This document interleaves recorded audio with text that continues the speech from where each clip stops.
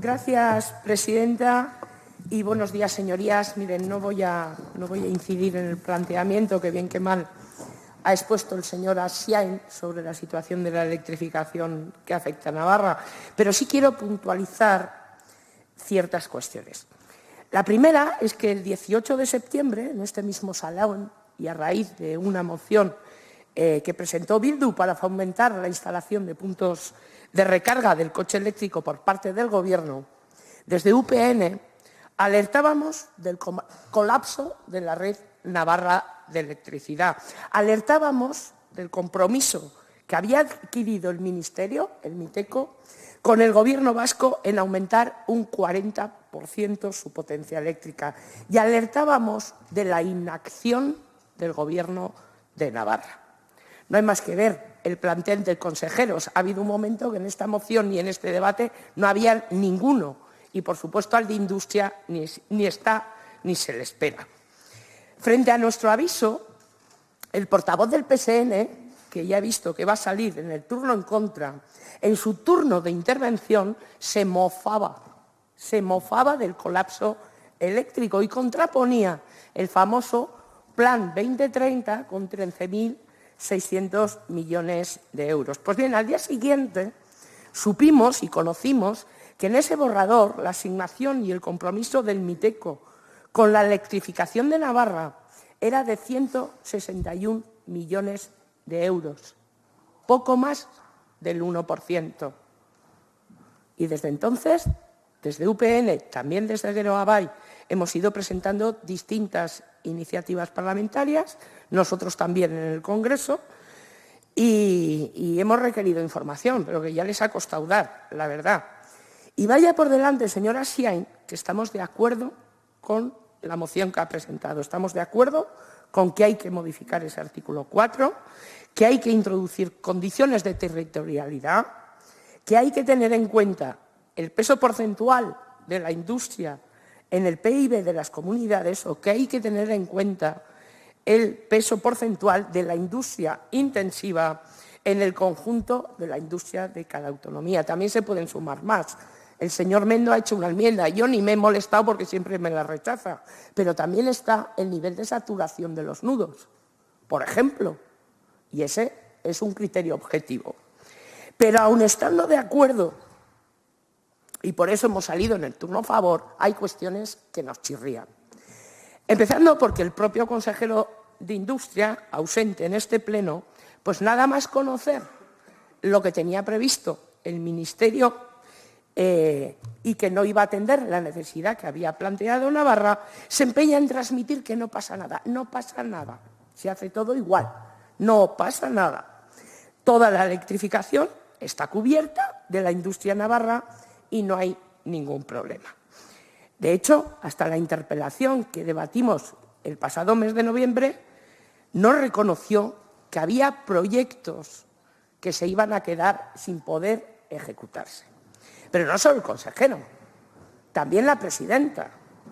En un suplemento sobre la industria navarra, entiendo que financiado por el propio Gobierno de Navarra, porque traía varias páginas de publicidad, en el periódico 5 Días, el pasado 27 de noviembre, la señora Chivite, ante una pregunta sobre la saturación de las redes eléctricas de Navarra, afirmaba: vamos prácticamente a duplicar la potencia de Navarra y la demanda industrial está cubierta. Hemos presentado alegaciones porque otro tipo de inversiones empresariales no va a poder realizarse si no las tienen en cuenta. Vaya, que por si acaso hemos pedido, que por si acaso. Y esta afirmación chirría. Hay proyectos empresariales reales y tangibles que no van a poder implantarse en Navarra si no se atienden las alegaciones. De hecho, la propia CEN sacó una nota de prensa en la que decía que consideraba que si se confirma, comprometería de forma directa el potencial desarrollo de nuevos proyectos empresariales, la atracción de inversiones y, en definitiva, el crecimiento económico de Navarra. Conclusión: que el Ministerio, que el MITECO, no contemple en la planificación eléctrica, en las necesidades de Navarra, nos compromete e hipoteca el futuro. Pero para la señora Chivite no pasa nada si llega a ser otro el presidente del Gobierno. Y esto chirría, esto chirría. Y además, desde el Gobierno de Navarra, con Geroa Bai al frente del Departamento de Industria, se está fomentando la electrificación de la industria, de la movilidad, cuestión con la que estamos de acuerdo. Pero es que el Gobierno no está cumpliendo con su parte, que es asegurar el suministro. Esa es la parte del Gobierno de Navarra.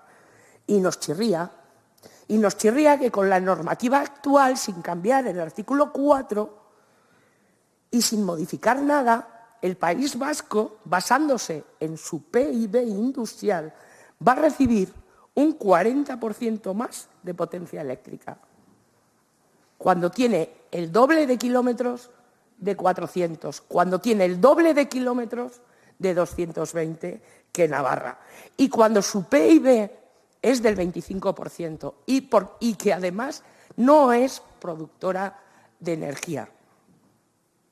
Por tanto, no es tanto una cuestión técnica, sino política. Chirría que en la relación de inversiones que se compromete el Ministerio a materializar en la nueva planificación, muchas de ellas estuvieran ya previstas en la 21-26, pero sin ejecutar.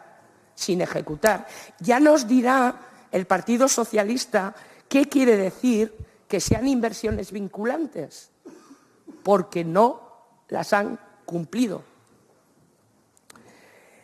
Y con el planteamiento, señora Xiain, del Ministerio en la planificación eléctrica, Navarra no aparece representado ni con nueva capacidad de transporte eléctrico, ni con refuerzos de red, ni en previsiones de crecimiento de demanda industrial. Pero no solo eso. En la interpelación que tratamos en noviembre, el consejero dejó claras por primera vez distintas cuestiones. Que en Navarra estaba infrarrepresentada. Dejó claro la existencia de limitaciones objetivas de red. Y también dejó claro el riesgo de perder oportunidades. Pero con eso nos quedamos. No conocemos ninguna actuación firme de este Gobierno de Navarra. Mire, en resumen, señor Asiain, toda decisión que implica una planificación tan compleja como esta, como la que estamos tratando, tiene una parte técnica muy importante, la que nos ha descrito usted en su planteamiento. Pero tan importante o más es la parte política, que también tiene. Y esa, el Gobierno de Navarra no la ejerce.